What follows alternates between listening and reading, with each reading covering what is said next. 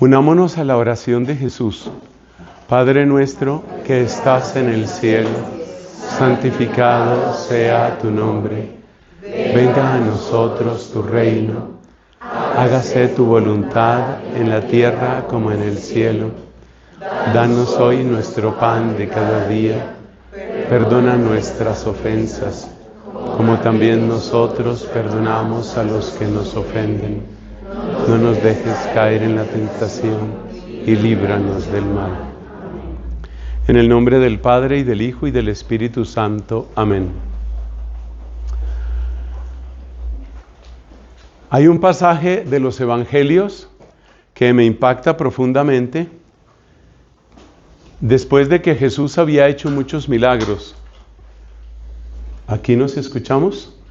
Incluso creo que se le puede subir un poquito, o ahí está bien. Bien.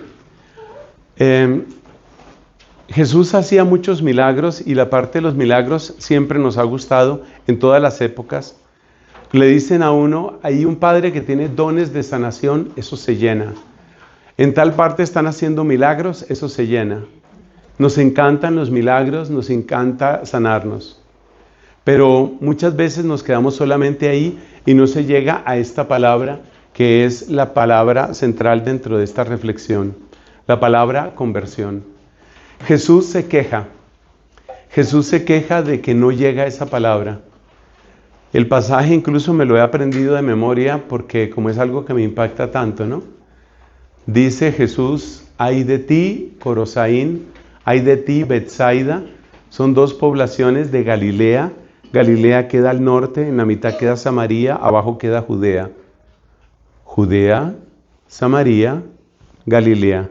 En Galilea quedan esas pequeñas poblaciones, Corosaín, Betsaida.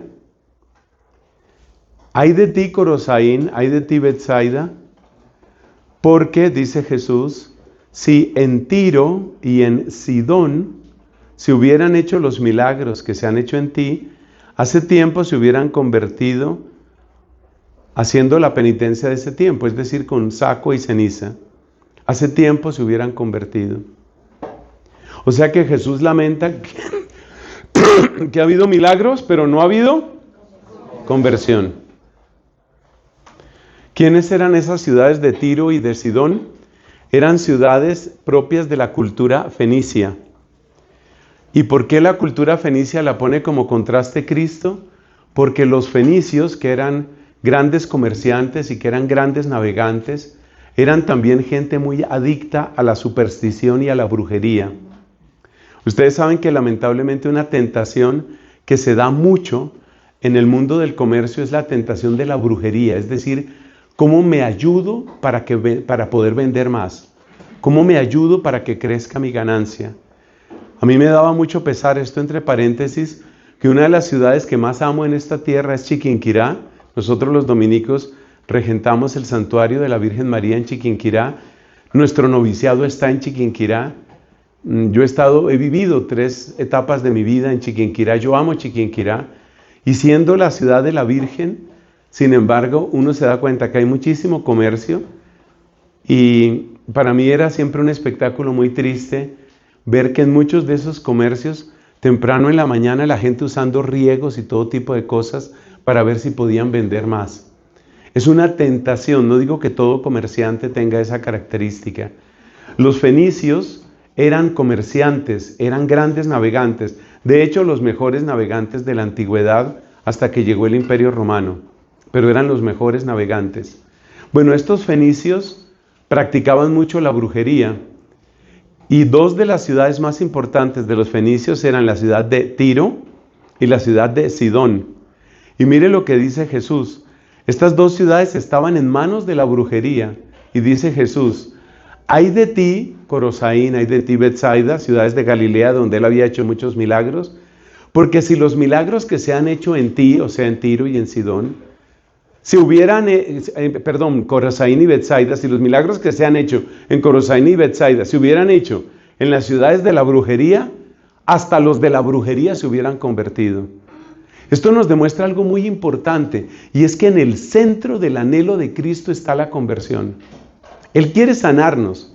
Él quiere consolarnos. Aquí tenemos una lista de cosas maravillosas que están en torno a la conversión. Y Él quiere hacer todo esto en nosotros. Pero muchas veces nosotros nos quedamos en este primer punto y ni siquiera sanación interior. Lo que queremos es únicamente sanación, es decir, lo único que queremos es arrégleme el carro para yo seguir andando como yo quiera. Arrégleme el carro para que yo siga haciendo mi voluntad. Es decir, queremos seguir siendo siempre los pilotos. No le entregamos el timón a nuestro Señor Jesucristo. Pero lo que Él anhela es conversión. Y luego añadió una palabra todavía más fuerte, Cristo, en ese pasaje que ustedes buscarán en sus múltiples ratos de ocio de este día. Dice Jesús, y tú, Cafarnaún, ¿crees que vas a subir hasta el cielo? Al infierno irás a parar. Y añade, porque si en Sodoma y en Gomorra se hubieran hecho los milagros que se han hecho en ti, hasta este momento subsistirían. Entonces observa los puntos de comparación que utiliza Cristo. Tiro y Sidón eran las ciudades de la brujería. Sodoma y Gomorra eran las ciudades de la lujuria desenfrenada, o sea, la depravación sexual. Y dice Jesús que Cristo es consciente del tamaño de los milagros que ha hecho. Y mira lo que dice. He hecho milagros tales que hasta las ciudades más envueltas en la brujería, hasta los más envueltos en la brujería, hubieran regresado. He hecho milagros tan grandes que hasta los depravados sexuales hubieran regresado. ¿Qué demuestra eso? Pues demuestra el poder de los milagros de Cristo, pero demuestra también la superficialidad con la que nosotros muchas veces nos quedamos solo en la sanación. Como quien dice, arréglame este problema, pero yo sigo mi vida. La gran tentación es usar a Cristo. Qué feo que suena eso, pero esa es la gran tentación, usar a Cristo. Es decir, arréglame mi problema, pero yo sigo como yo quiera. Esa es la gran tentación. Les repito eso porque es bueno que nos quede claro. Arréglame mi problema. Cada uno de nosotros tiene distintos problemas. Mi matrimonio no funciona. Estoy muy mal con una hija. Estoy muy mal en el trabajo. Tengo una salud de porquería que no sirve para nada. No logro levantar cabeza. Arréglame mi problema.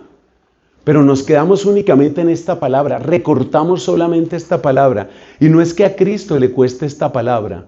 Cristo quiere que nosotros estemos sanos. Sanos de cuerpo, sanos de mente, sanos emocionalmente, sanos espiritualmente. Lo que Cristo no quiere es que nos quedemos solamente ahí.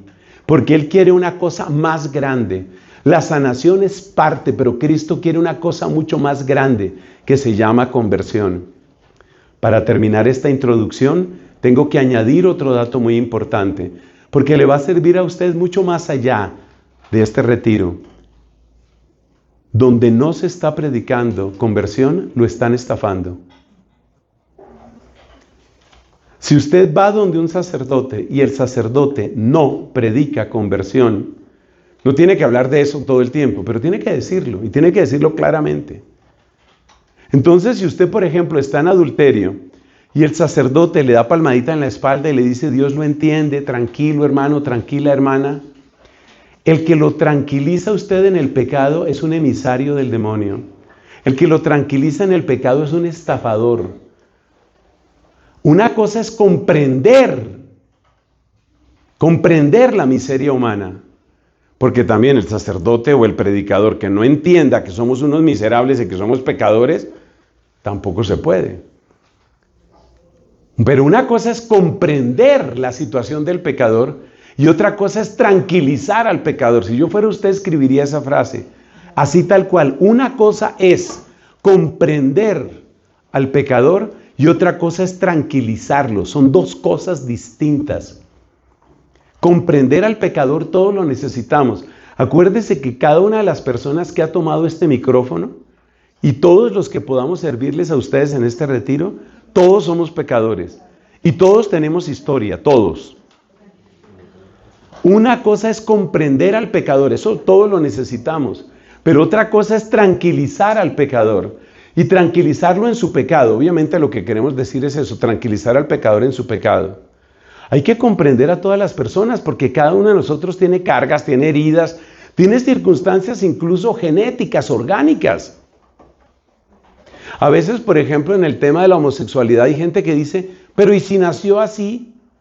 Yo le voy a responder a eso. Hay predisposiciones genéticas para muchas cosas. Por ejemplo, en mi familia, yo esto lo he contado muchas veces, en mi familia tenemos una característica genética que yo la heredé con más fuerza que mis demás hermanos. ¿Cuál es?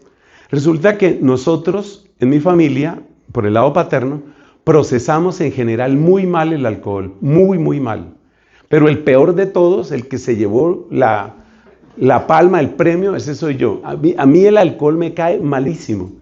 Es decir, para mí ya 2 cervezas me ponen mal. O sea, me da por predicar, bueno.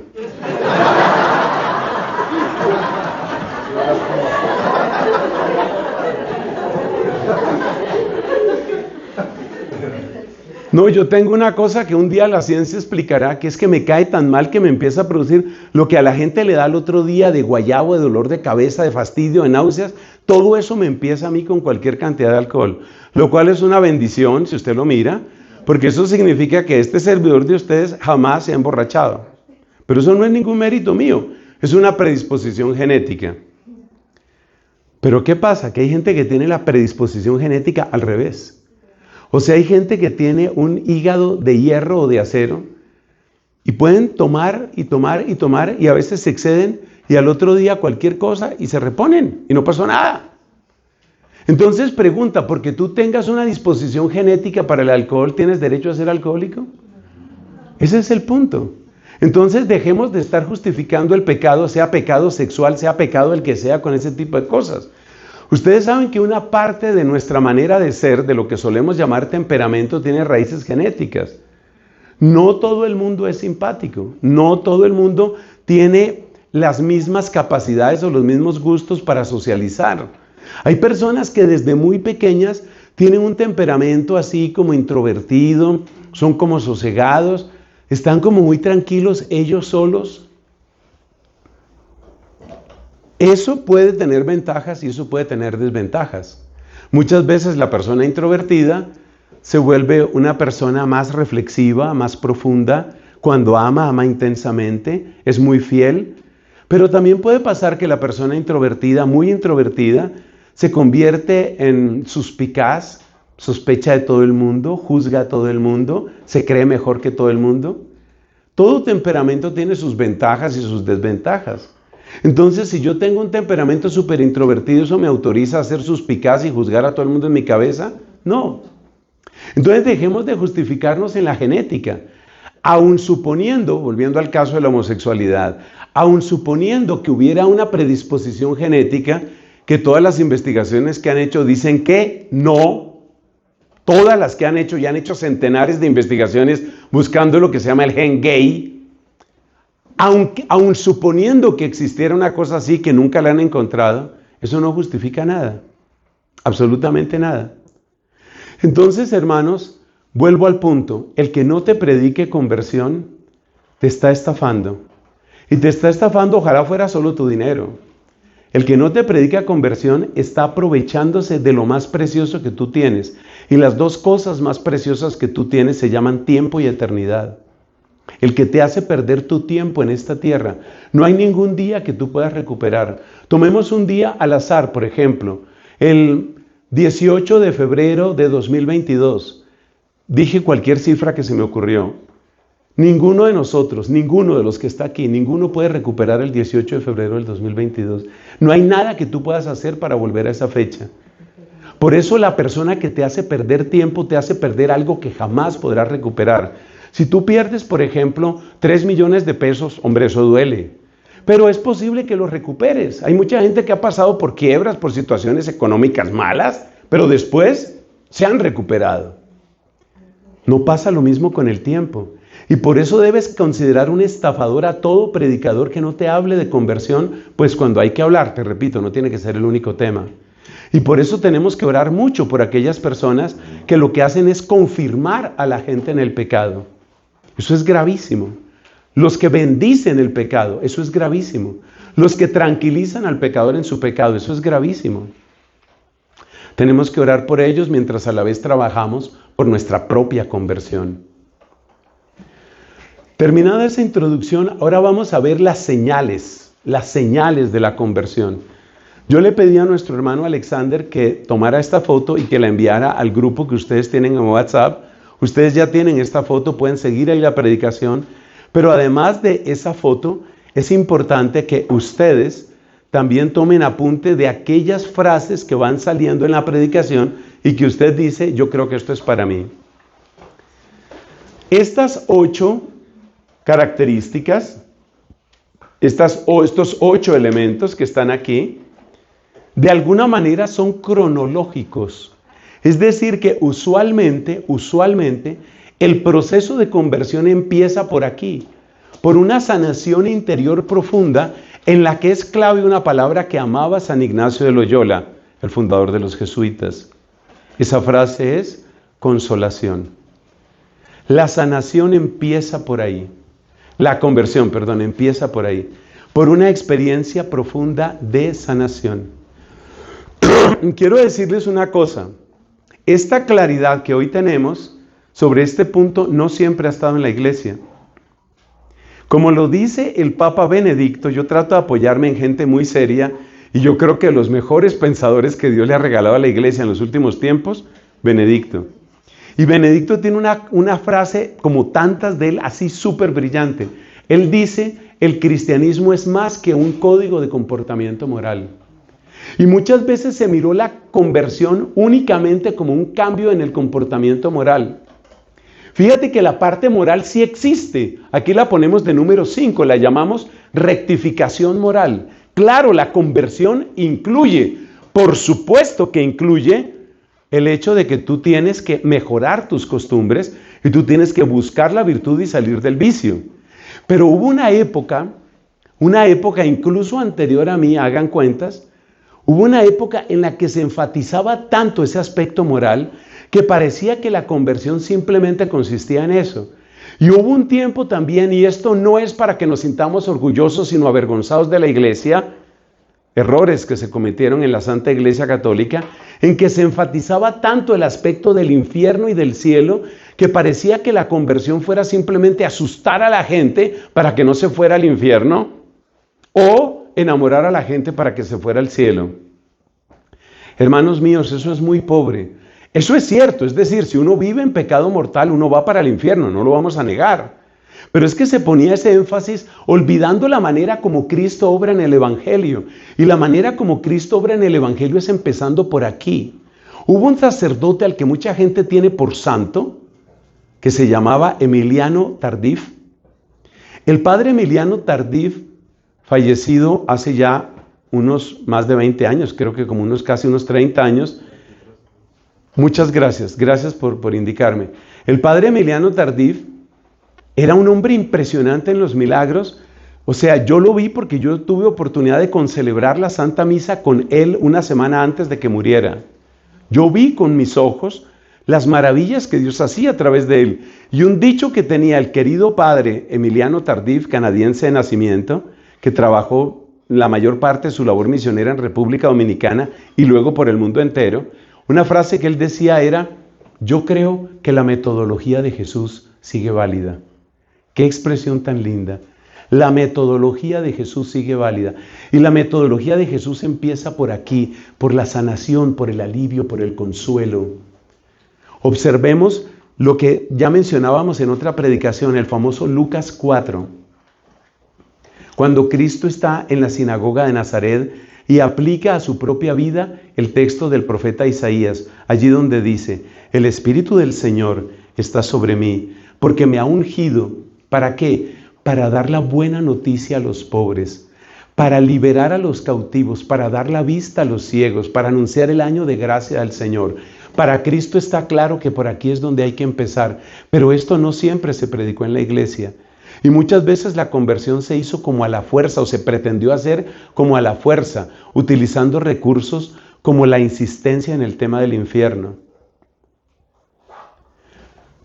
Una amiga mía de otro país me comentaba que ella, cuando era niña, vivió en un internado, y en el internado les hacían retiros espirituales. Gloria a Dios por eso, magnífico. Ojalá hubiera muchos más retiros espirituales para niños, para niñas, para todos. Todos lo necesitamos desde temprana edad. Pero mira el recuerdo que ella tenía. Resulta que iba un padre allá en ese país, iba un padre a predicarles el retiro espiritual y utilizaba imágenes tan fuertes como estas. Les decía aquel padre, niñas, porque era un colegio de niñas, en esa época lo frecuente era eso, ¿no? Solo niñas, solo niños. Entonces les decía, niñas, es importante que ustedes comprendan que en el infierno hay un reloj. Todas atentas, así medio asustadas. La predicación a las 10 de la noche, viento que sopla, relámpagos que caen. En el infierno hay un reloj. Pero el reloj no marca tic-tac. El reloj lo que marca es nunca jamás, nunca jamás. Para recordar a los condenados que nunca jamás saldrán de ahí. Buenas noches, niñas. Al otro día las confesiones. Creo que nos hemos ido un poco al otro extremo ahora, porque entonces ahora es un Dios súper abuelito. Es ese Dios que, como contaba un padre muy simpático, decía que la gente le ha quitado importancia a la confesión, ¿no?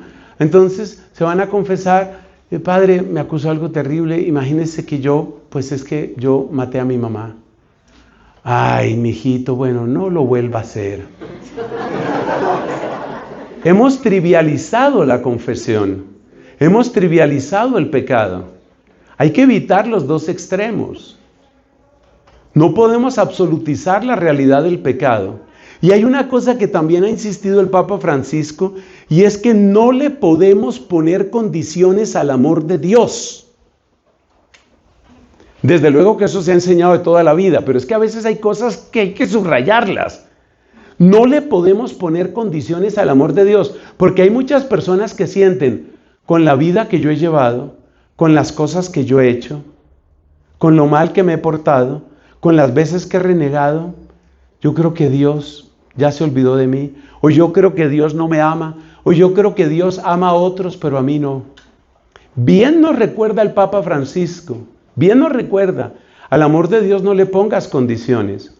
Y la pregunta hermosa es, ¿por qué Dios no pone condiciones para amarnos? La respuesta es porque el amor de Él no es un amor de transacción. Es decir, no es que Dios esté haciendo un negocio contigo. Te portaste bien conmigo, entonces sí te amo. Tú te portaste mal, a ti no te amo. Ese no es Dios. El amor de Dios está disponible 24/7 para todos.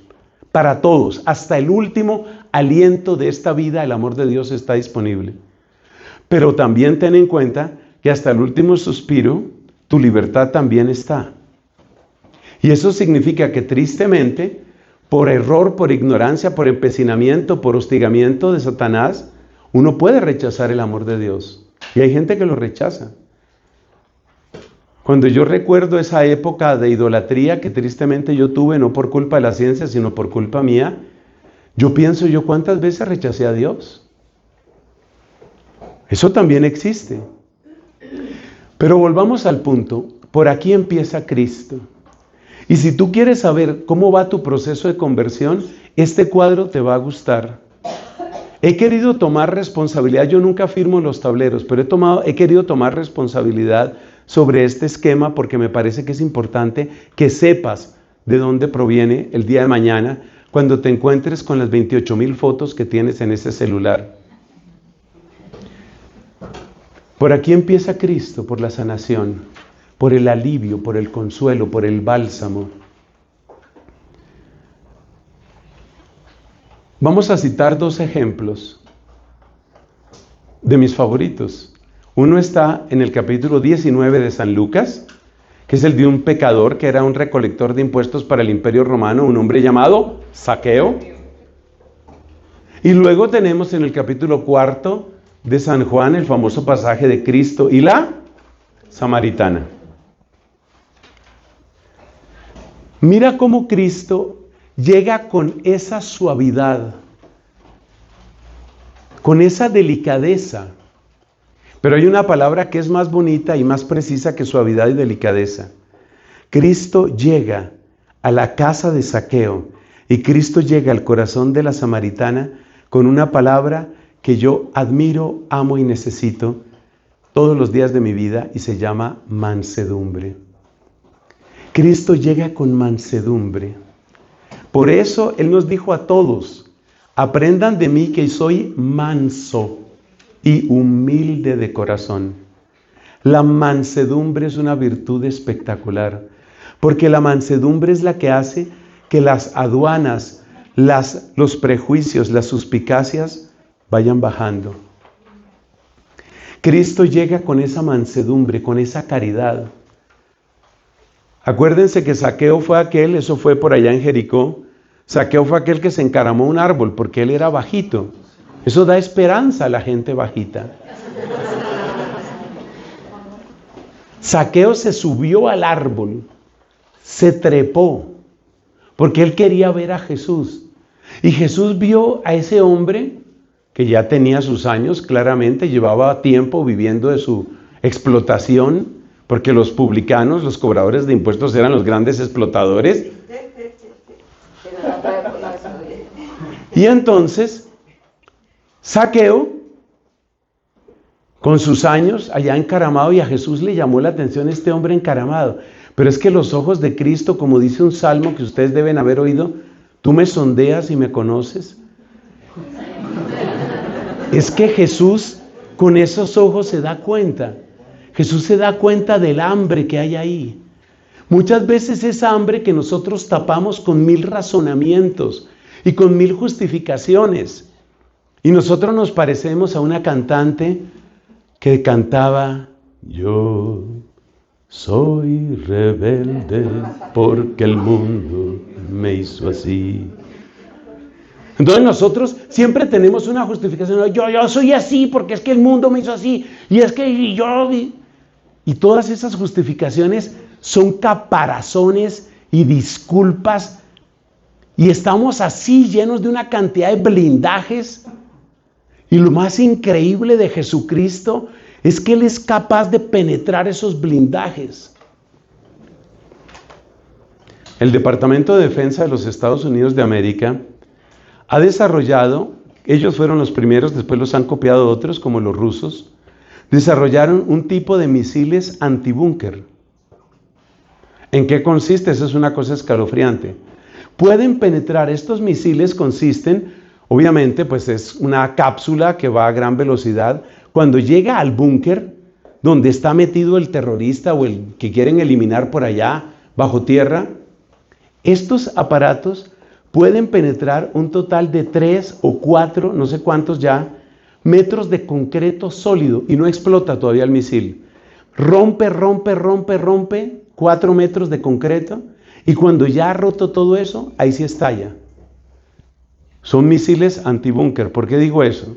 Bueno, es una comparación un poco brusca, pero es que sabes que Cristo también tiene sus misiles antibúnker, porque es que nosotros también nos encerramos en nuestros búnkers o búnkeres. Toca preguntarle a la RAE cómo se dice eso. Nosotros nos encerramos en nuestros búnkers y tenemos todas las razones y ponemos por aquí límites y aquí barreras, aquí aduanas, rejas, policías, cemento, concreto. Pero Cristo, bendita la hora en que te suceda, hermano querido. Bendita la hora en que te suceda. Bendita la hora en que el misil de su amor entre. Más allá de tus prejuicios, más allá de tus blindajes. Bendita la hora en que Él entra. Hay unas historias de conversión que a uno lo sacuden, o como dicen en tierra paisa, lo cimbronean. Yo a veces me cimbroneo y la piel se me pone arrozuda. Cristo tiene unos misiles antibúnker porque uno está encerrado en un búnker y uno siempre se encierra en el búnker. ¿Sabe por qué? Porque está lleno de dolor, porque está lleno de decepciones, porque está harto, cansado de que lo humillen. Estoy cansado de que me traicionen, estoy cansado de que me humillen, estoy cansado de que me lastimen. Entonces uno va acumulando tapas y tapas y capas y más blindaje. Pero bendita la hora, bendita 1000 veces la hora en que Cristo lanza su misil y logra penetrar y logra entrar en ese búnker. Una de las historias, hoy ya casi olvidada, poco se predica de este hombre. Ese hombre se llama Paul, o sea, Paul pronuncian en francés, Paul Claudel. Un día investiga en internet quién fue ese señor. Es una cosa impresionante. Paul Claudel, se escribe Paul Claudel. Ese hombre era ateo. Y lo peor del caso es que él tenía un búnker de razones, porque como era súper inteligente, entonces él en medio de su inteligencia tenía así todas sus placas y tenía todo su blindaje y él estaba súper protegido. Dios no existe, a mí no me vengan con historias, no me vengan con fábulas. Un día, movido por la curiosidad o por el gusto estético, entró en una catedral en su país natal, o sea, Francia. Contemplando la belleza de ese templo, sin poderlo explicarlo, de pronto sintió: Dios existe. Había entrado el misil, más allá de todos los blindajes. Normalmente cuando ese misil llega esta palabra hermosa, la palabra consolación, y suele ir muy unida a las lágrimas. Por eso hay una oración, solo una que yo conozca en la liturgia de las horas, donde se le pide a Dios que lloremos, especialmente que lloremos por nuestros pecados. Llorar es importante. Si hace mucho rato no lloras, what's wrong with you? Si hace mucho rato no lloras. Pero ese llanto es un llanto de consolación. San Agustín nos cuenta también de ese llanto, porque San Agustín era otro que estaba acostumbrado a defenderse de que lo trataran de convertir. Acuérdese que él tenía una mamá llamada Santa Mónica, y Mónica pues había intentado todo para que se convirtiera Agustín, pero Agustín estaba acostumbrado, ya le conocía todos los argumentos a la mamá. Si mi mamá me dice esto, aquí le tengo esto, ya tengo bloqueada a la vieja, cualquier cosa que me diga está bloqueada. La cucha está bloqueada, lo que me venga a decir, bloqueada. Situación controlada, a mí no me va a convertir ella. Pero Dios seguía trabajando. Esto es hermosísimo, Dios seguía trabajando. En la conversión de Agustín obraron principalmente 3 cosas. Primera, la acción misteriosa de las oraciones de la mamá. Las mamás son imperfectas. Claro que son imperfectas. Yo he contado varias veces el testimonio, lo digo en público sin dejar de amar a mi mamá, que Dios la tenga en su gloria. Pero mi mamá, que era de tanta piedad y todo eso, cuando yo le dije, me voy al convento, ella se opuso. Y el día que yo salí de mi casa para el convento, ya no se despidió de mí. Esas cosas pasan. Las mamás no son perfectas. Dejen de estar canonizando mamás. Las mamás no son perfectas. ¿Por qué no son perfectas? Porque muchas veces les gana su propia carnalidad, pero ese es otro tema. Entonces, resulta que primero, pero las oraciones actúan. Porque es que la oración que tú hagas es más grande que tú. Eso también es bueno escribirlo. Tu oración no es del tamaño tuyo. Uy, si las oraciones de uno fueran del tamaño de uno, estaríamos perdidos. ¿Por qué tu oración es más grande que tú? Porque hay una canción en Familia Espiritual que dice: ven, Espíritu Santo, ven, haz tu oración en mí. Haz tu oración en mí. Eso viene de Romanos 8. Es que el Espíritu Santo es el que ora en nosotros y por eso tu oración es más grande que tú. Entonces las mamás son imperfectas, pero la oración de las mamás ayuda, claro que ayuda. Después mi mamá tuvo un cambio absoluto. En el año 1992, cuando llegó mi ordenación, ella terminó de dar un giro maravilloso, se convirtió en la aliada número 1 del sacerdocio de este pobre padre. Durante 18 años la tuve en esta tierra, apoyo increíble de mi mamá. Fue una mujer extraordinaria absolutamente conmigo.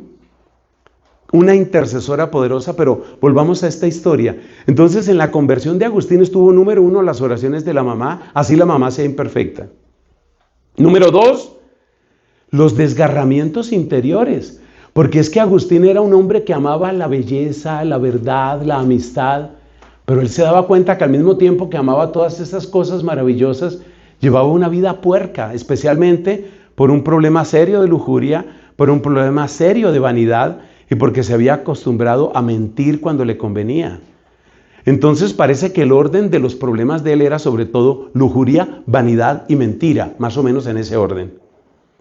Y entonces él por una parte amaba la verdad, amaba la belleza, amaba la amistad, pero por otra parte su vida no correspondía con eso y él estaba desgarrado.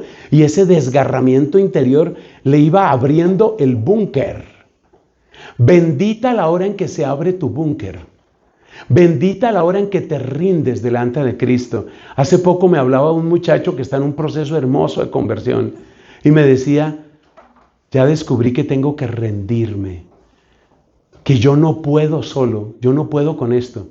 Y oiga esta frase tan interesante, yo puedo justificarme, pero no puedo cambiar. Poderosa. Poderosa esta frase, yo puedo justificarme. No, y uno se justifica delante de todo el mundo, uno se justifica delante del sacerdote o busca otro sacerdote que le diga lo que uno quiere oír, uno se justifica delante del propio pensamiento, pero hay algo que no funciona. La alegría no termina de llegar, la paz no termina de llegar, porque tú no puedes mentirle todo el tiempo a tu corazón. Tú puedes emborrachar a tu corazón de odio, puedes emborracharlo de placer y durante un rato parece que funciona. Pero tú no puedes engañar para siempre a tu corazón. Hay una tristeza que se va asentando en el alma. Como esos cafés que están mal hechos o rudimentariamente hechos y le queda ahí como un asiento, una cosa fea en el fondo. Entonces en Agustín operaron tres dijimos. La número 1, las oraciones de la mamá. Crean en las oraciones, porque las oraciones son más grandes que nosotros. A veces hay gente que le dice a uno, Padre, yo lo apoyo con mis pobres oraciones. La verdad es que las oraciones de todo ser humano son muy pobres porque están cargadas de ignorancia, de inconstancia y de 1000 defectos, incluyendo las mías. Pero la oración es poderosa, no dejen de orar. No dejen de orar. Yo todos los días oro por mi propia conversión porque es lo primero que necesito, pero ustedes no dejen de orar unos por otros, todos tenemos que orar por todos. Segundo, está el tema del desgarramiento interior que le iba rompiendo el búnker, Dios le estaba rompiendo el búnker. El tercer elemento clave en la conversión de San Agustín fue un hombre santo, santísimo, increíble, llamado Ambrosio de Milán. San Ambrosio, un obispo valiente, coherente, súper sabio, liturgista, hombre espiritual. Como quien dice, Agustín, cuando se encontró con Ambrosio, se encontró con uno de su talla. Porque es que el problema de Agustín es que como él tenía un coeficiente intelectual súper alto, o sea, le ganaba una discusión a cualquiera, había leído muchísimo, estaba súper estudiado. Es que él era súper estudiado, súper inteligente, tenía una memoria que no la tiene nadie. Bueno, Santo Tomás tenía una igual o mejor, pero era realmente descollante en todo, súper sobresaliente. Pero cuando Agustín se encuentra con Ambrosio, eso sí son las grandes ligas. Entonces Ambrosio le dijo, a ver, venga, pero de a uno, venga a ver. Oiga, la predicación de Ambrosio, las razones de Ambrosio. Y entonces, entre las oraciones de la mamá, bendita sea su memoria, Mónica, que Dios le haga crecer en gloria, las oraciones de la mamá, desgarramiento interior y prédica de San Ambrosio, hubo un día en que el hombre se reventó, entró el misil. Y entonces él entra en un proceso de mucho llanto, pero es un llanto que sana, es un llanto que limpia. Y tenemos testimonio de eso cuando él dice que él lloraba mucho, especialmente con los salmos. Y esa frase me encanta repetirla, me parece que está en las Confesiones, obra de él, donde él dice, y brotaban, leyendo los salmos, y brotaban con abundancia las lágrimas que me hacían mucho bien. Hay que llegar a ese llanto de consolación. Ese llanto de consolación. A muchos de nosotros se nos olvidó o nunca supimos lo que era la consolación. Mira, la consolación es eso que muchos niños han vivido. Espero que tú también lo hayas vivido cuando eras niña, cuando eras niño. ¿Eras niño? La consolación es eso de que el niño, por ejemplo, se cayó y se raspó. Y ay, mamá, me duele mucho, me duele mucho. Y eso de que la mamá lo abraza y le dice, con ese cariño le dice, aprenda. No, esa no es la consolación. Esta otra frase que soltó aquí mi amigo John Jairo, tampoco. Se lo dije. Esa tampoco es consolación. No, consolación es cuando le dan a uno ese abrazo cálido. Y es ese sentirse uno profundamente entendido. Es ese sentir, sé que te han hecho mucho daño, pero sé que tú también te estás haciendo mucho daño. Como le dijo el Señor al apóstol San Pablo, qué duro que le des patadas a un aguijón. Te estás haciendo daño. Con tu manera de vivir te estás haciendo daño. Con tu manera de pensar te estás haciendo daño. Y cuando una persona descubre esto es increíble. Mire, yo les pudiera contar durante horas testimonios porque esa es la parte bonita de ser sacerdote.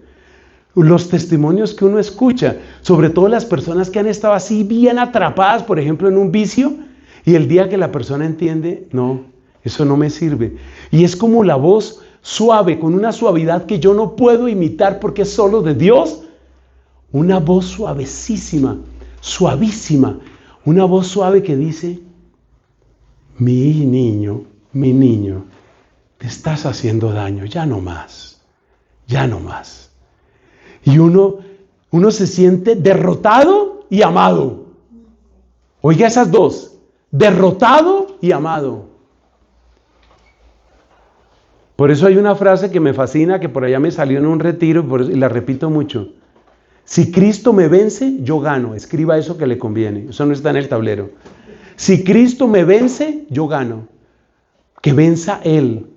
Que no sea mi plan, que yo pueda todos esos blindajes que tengo y todo ese concreto que he puesto, porque hay gente que ha puesto una cantidad de concreto como Paul Claudel, pero Paul Claudel tuvo una conversión impresionante. Y él mismo cuenta que cuando él salió de esa iglesia, que me parece mucho que era Notre Dame allá en París, cuando él salió de esa iglesia, él dice, para sí mismo dice, ahora tengo un problema. Ahora tengo un problema porque ahora creo en Dios. Pero todas mis ideas van en contra de Dios. Tengo que aprender todas las ideas, tengo que reaprenderlo todo. Esos son otros puntos que van a aparecer aquí. Junto a la sanación interior viene esta experiencia que es muy conocida en la renovación carismática y grupos parecidos. Yo he vivido esto, yo sé de qué les estoy hablando. La experiencia sobre abundancia está expresada en la Biblia mediante esta palabra. En esto consiste el amor. No en que nosotros hayamos amado a Dios, sino en que Él nos amó primero. Es sentirse que Él me amó primero. Pero primero no solo cronológicamente, sino que Él es el primero en amar. Él es el primero en amar. Que el amor de Él es sobreabundante, que el amor de Él es embriagante. Por eso decía San Pablo, embriáguense, pero de Espíritu Santo. Embriáguense. Es necesario conocer la ebriedad del Espíritu. La amada Catalina de Siena, que es importante quererla, cuánto bien nos ha hecho a muchos de nosotros. Ella en oración le decía a Cristo, tú me haces enloquecer. Tú me haces enloquecer. Si usted no se ha sentido ebrio de felicidad en Dios, no se desespere, no se preocupe, tranquilo. Simplemente recuerde que en el purgatorio cabe mucha gente.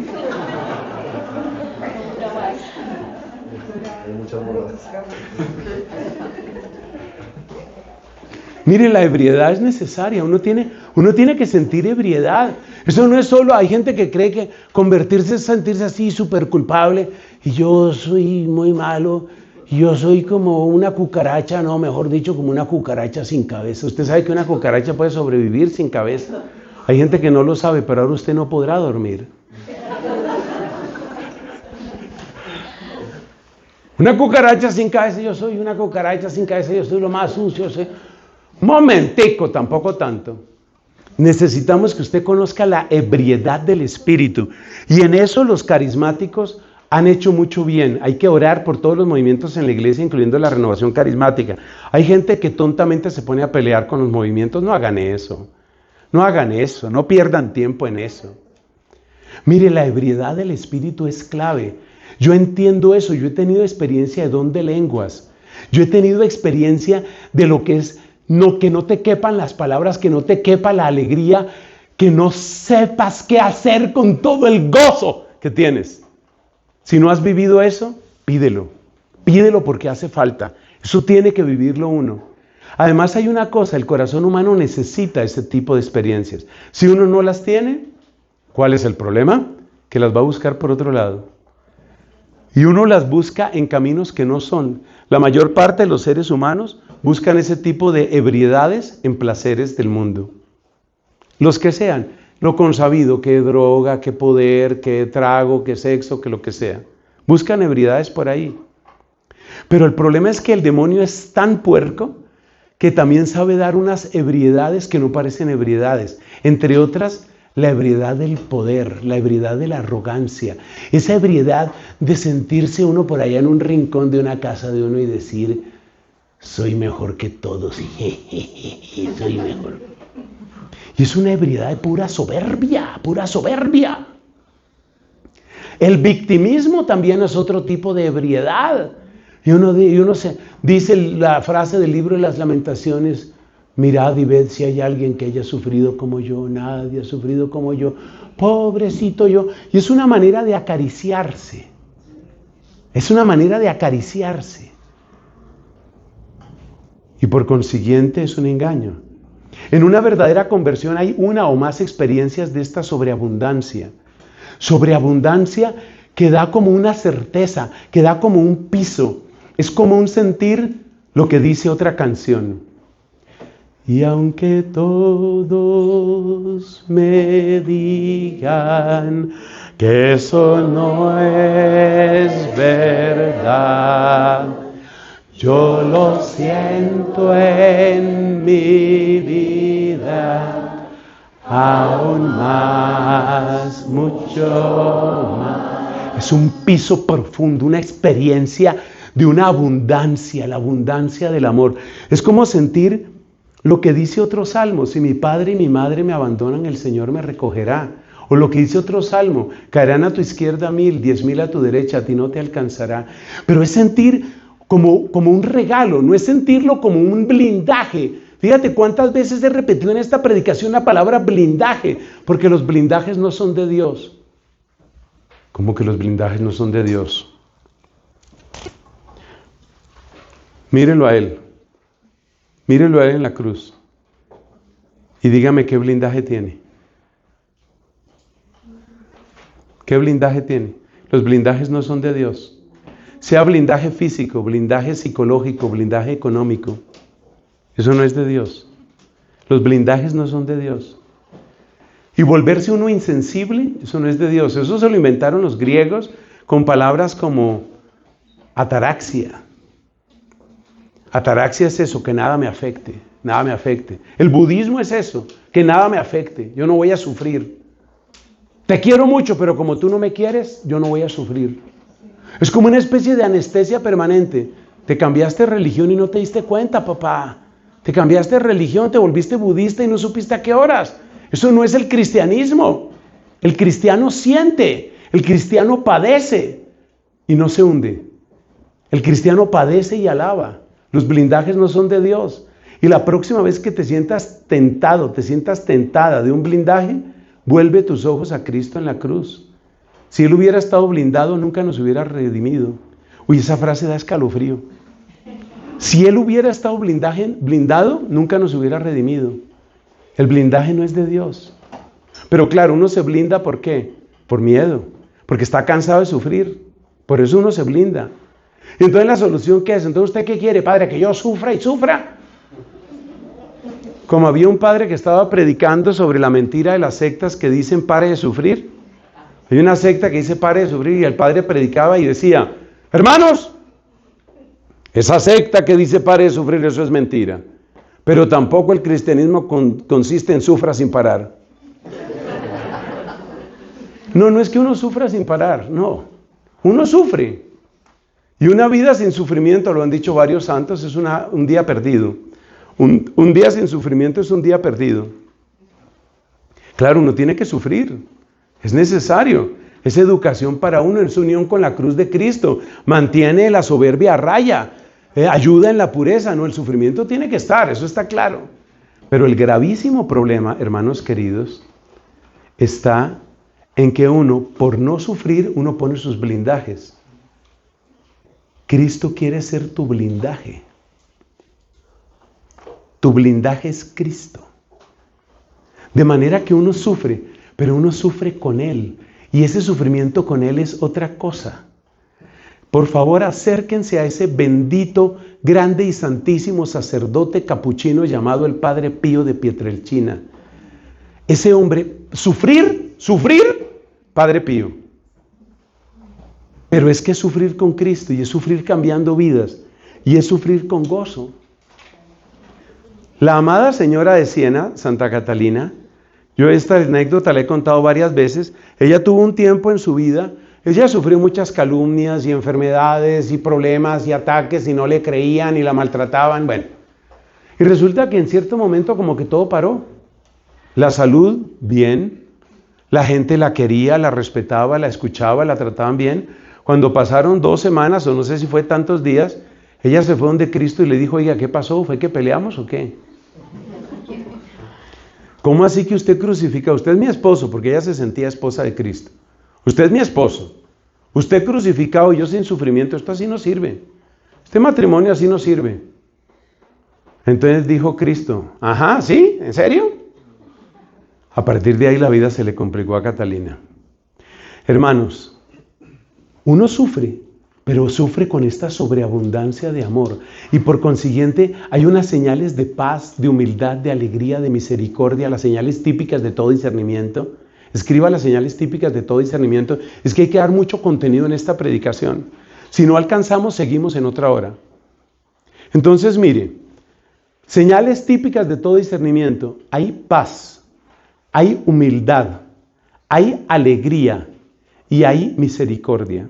Esas 4 por lo menos son muy importantes. Paz, humildad, alegría, misericordia. Esas tienen que ser muy importantes. Me faltó una, perdón, siempre son 5. Me faltó gratitud. Las repito en orden, las dije en desorden, perdón. La primera es gratitud. Gratitud porque Dios me eligió. Luego viene humildad. Luego viene alegría. ¿Cuál es la otra que dije? Ya me equivoqué otra vez. Vuelvo a empezar. Gratitud, humildad. Luego paz es la tercera. Luego sí la alegría y luego la misericordia. Entonces uno sufre, pero uno sufre con esas 5 palabras, a ver si soy capaz de decirlas en orden. Gratitud, humildad, paz, alegría, misericordia. Entonces cuando uno está sufriendo y uno no tiene estas 5 señales, algo anda mal. Ese tipo de sufrimiento está sufriendo, pero está sufriendo mal, hermanito. Está sufriendo mal. Es impresionante. Imagínense que el fundador de mi comunidad tenía esa característica. Por eso la gente decía, es muy raro porque cuando él está más enfermo, es cuando está más alegre. Nadie lo entendía. Entonces tenía esas 5 características. Gratitud porque Dios me eligió para unirme a Él. Humildad porque yo no merezco lo que Él me elija. Paz porque es Él el que me sostiene. Alegría porque sé para dónde voy. Misericordia porque yo quiero que esto lo puedan vivir otros. Entonces tiene que haber una sobreabundancia de amor, ebriedad de amor, al estilo Teresa de Jesús. Las mujeres, así lo ha querido Dios, suelen ser más sensibles que nosotros los hombres. Los testimonios de las mujeres místicas, como una Santa Teresita, como una Edith Stein, también conocida como Teresa Benedicta de la Cruz, como una Catalina de Siena, Catalina de Ricci. Mire, todas estas santas que eran mujeres súper sensibles, lo que ellas cuentan de su unión con Cristo es una cosa que uno se queda absolutamente asombrado. ¿Cómo vivieron ese misterio? Pero es que pasaron por la ebriedad. Hay que estar borracho de amor para que el mundo no nos emborrache de dolor. Escriba eso que también le conviene. Hay que estar borracho de amor para que el mundo no nos emborrache de dolor. Porque el mundo intenta emborracharlo a uno de dolor, a base de persecuciones, a base de calumnias, a base de soledad. Pero a mí el mundo no me va a emborrachar de dolor porque yo ya estoy borracho de amor por Dios. Embriáguense. ¿Quién lo decía? San Pablo. Embriáguense, pero no, ¿cómo fue la cosa? No de licor, sino de Espíritu Santo.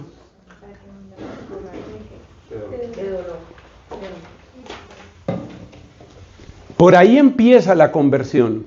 Luego viene este tercer paso, que es una maravilla que nos libera. Y esa maravilla se llama certeza de filiación. ¿Qué significa filiación? Filiación significa ser hijo, saberse hijo, sentirse hijo, tener la certeza de que soy hijo.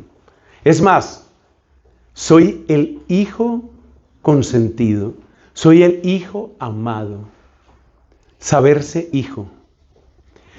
San Pablo desarrolla esta idea de ser hijos de muchas maneras, pero por favor en sus ratos de ocio, lean Romanos capítulo 8, que conecta con el siguiente punto que vamos a mencionar, la vida en el Espíritu. Sentirse hijo. Estos son los hijos de Dios, dice San Pablo, los que se dejan llevar por el Espíritu de Dios. Saberse hijo también lo dice San Pablo con otra palabra, que es la palabra coheredero. Yo me he vuelto fan de esa palabra de San Pablo, porque coheredero, ¿qué quiere decir? Es que hay uno que es el heredero. El heredero es el Hijo. Y el Hijo es el unigénito. El Verbo eterno del Padre. Ese es el heredero. Y nosotros somos coherederos. ¿Qué significa coheredero? Significa aquel que recibe la misma herencia. El día que usted esté muy fervoroso, como algunas veces he podido estar yo, lea Juan capítulo 17. En Juan capítulo 17, usted va a encontrar una frase que si usted está en auténtico fervor le va a hacer llorar de alegría. Esta frase salió del corazón y de la boca de nuestro amado Señor Jesús y dice, es una oración, ¿no? Él está haciéndole una oración al Padre Celestial y dice, Padre, te pido que los ames. Ya eso, ya a mí me ablanda, ya a mí me conmueve. Te pido que los ames. Pero ¿con qué medida? Oiga lo que dice Jesús en favor de usted, querida amiga, en favor de usted, querido amigo. Mire lo que dice. Te pido que los ames con el mismo amor que me tenías a mí antes de la creación del mundo. Esa es la medida. Te pido que los ames. Entonces tengo frente a mí la mirada penetrante de mi amigo Andrés. Andrés, Cristo pidió que el Padre Celestial te ame a ti como lo ama a Él. Como me amabas antes de la creación del mundo. El que no llora de alegría, el que no siente esta sobreabundancia, algo está pasando en tu vida. Perdóname, pero algo está pasando en tu vida. ¿Cómo es que no lloras de gozo de entender que Cristo pidió que el Papá Dios te amara a ti? ¿A ti y a quién más? A ti y a tus mejores amigos. A ti y a tus mejores amigas. A ti y a tus hijos más queridos. A ti y a tu papi y a tu mami. Hasta ahí vamos bien. Ahora sigamos. A ti y a tu vecino. ¿El del reggaetón? Sí. O sea, Dios ama el reggaetón, no entro en ese problema teológico. Mi impresión es que no. Pero que Dios ama y quiere amar a todos, incluyendo el que cante, el que baile. Dios los ama. Y quiere amarlos con el mismo amor con el que amó a Cristo. Eso es lo que significa filiación. Filiación es la certeza de ese amor. Y por eso San Pablo nos llama a todos, a ti, a todos, nos llama los coherederos, porque el amor que te tiene el Padre Celestial a ti es como el amor que le tuvo a Cristo. O sea, la herencia que nosotros recibimos de Cristo no es una herencia en dólares ni en euros. La herencia que nosotros recibimos es el amor del Padre derramándose sobre ti, y por lo tanto son los derechos del Hijo. Tú tienes los derechos de hijo. Esto lo libera a uno profundamente, porque muchos de nosotros hemos tenido en algún momento de la vida problemas con el papá, con la mamá. Y es muy importante entender uno de quién soy verdadero hijo. El papá y la mamá hicieron lo que pudieron. Pero yo, hijo, lo que se llama hijo, o sea, en serio, hijo de Dios. Juan capítulo 1, estos no nacieron de la carne, ni de la sangre, ni de deseo de varón. Estos han nacido de Dios. Yo soy hijo de Dios. Y una vez que yo soy hijo de Dios y por lo tanto le quito esa carga y esa exigencia y esa expectativa a mi papá de la tierra y a mi mamá de la tierra, ¿sabe lo que sucede? Que puedo empezar a sentir misericordia hacia ellos. Porque ya no lo miro como, ¿y usted por qué nunca me amó? ¿Y usted por qué no hizo? ¿Y usted? ¿Y por qué siempre había más postre para mi hermano que para mí? A ver, explique por qué había. Esa es la expectativa que uno tiene. Y entonces mientras uno tiene esa expectativa, uno vive aquí con el dolor.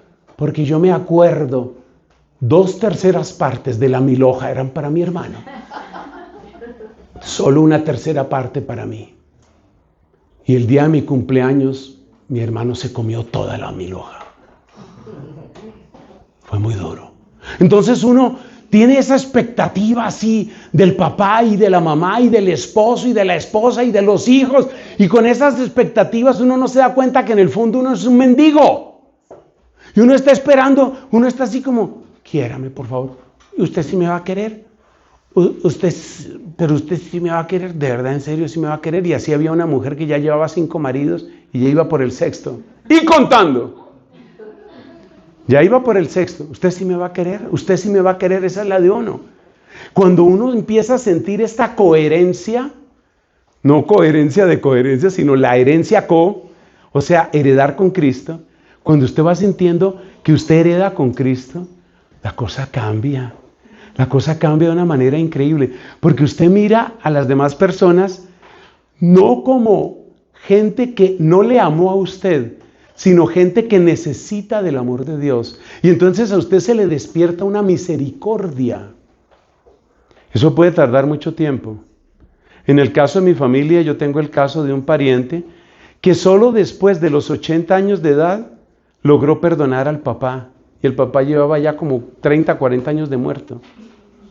Pero lo logró. Y logró compadecerse. Acuérdate que hay 5 señales, ahora sí las tengo que decir en orden. Gratitud, humildad, paz, alegría, misericordia. Cuando ya llega esa misericordia, muchas gracias, cuando ya llega esa misericordia, entonces uno deja de exigir. Y eso es una cosa muy bella. En una misión que yo tuve en esta querida Colombia, me encontré con personas que habían padecido dolores que yo no sé cómo un corazón humano puede padecer. Estoy hablando de secuestros de la guerrilla. Estoy hablando de gente torturada y asesinada. Ustedes saben de las veces que yo haya llorado con más amor en mi vida entera, escuchar a una persona orar por el que le mató al papá. ¿Eso puede pasar? Sí. Cristo lo hace. Pero hay que pasar por este proceso hasta llegar a la certeza de filiación, hasta llegar a ¿ser qué? Hijos de Dios, hasta llegar a ser herederos, coherederos. Termino con una frase porque ya me hicieron señas de que es necesario hacer una pausa aquí. Termino con esta frase, muy importante. No es mía, es de nuestro Señor Jesucristo, a quien sea la gloria. Mira lo que dice Jesús. El que crea en mí, acuérdate que en San Juan creer es unirse a, ¿no? El que crea en mí, nosotros traduciríamos, el que crea en mí y se une a mí, hará las obras que yo hago y aún mayores. Hará las obras que yo hago y aún mayores. Eso es coherencia, eso es heredar con Cristo. Esos son los derechos que tú tienes. Ese es el poder de tu oración. La oración tiene un poder increíble porque la oración nos une a Cristo y nos unge con el Espíritu. Pero hay que orar como hijos. Y por eso cuando le dijeron a Cristo, ¿nos enseñas a orar? Cristo dijo, of course.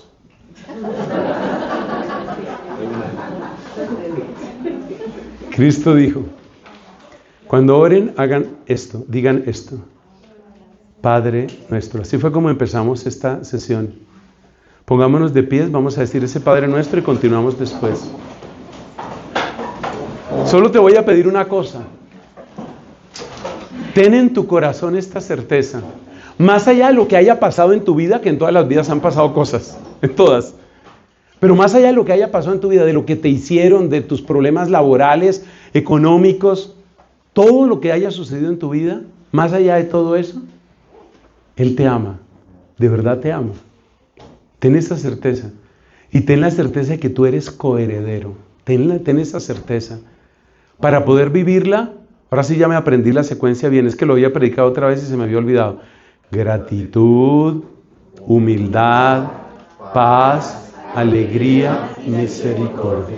Vamos a decir despacio la oración de los hijos de Dios y vas a pensar así con toda tu alma. Soy hijo, soy hija. ¿Hija de quién? ¿De ese papá que me abandonó, que se portó mal, que no aparece sino para armar problemas? Soy hija del Dios Altísimo. Soy hijo del Dios Altísimo. Y en Él se reconstruye toda filiación. Y en Él se recupera la imagen paterna que tal vez la perdí por la razón que sea.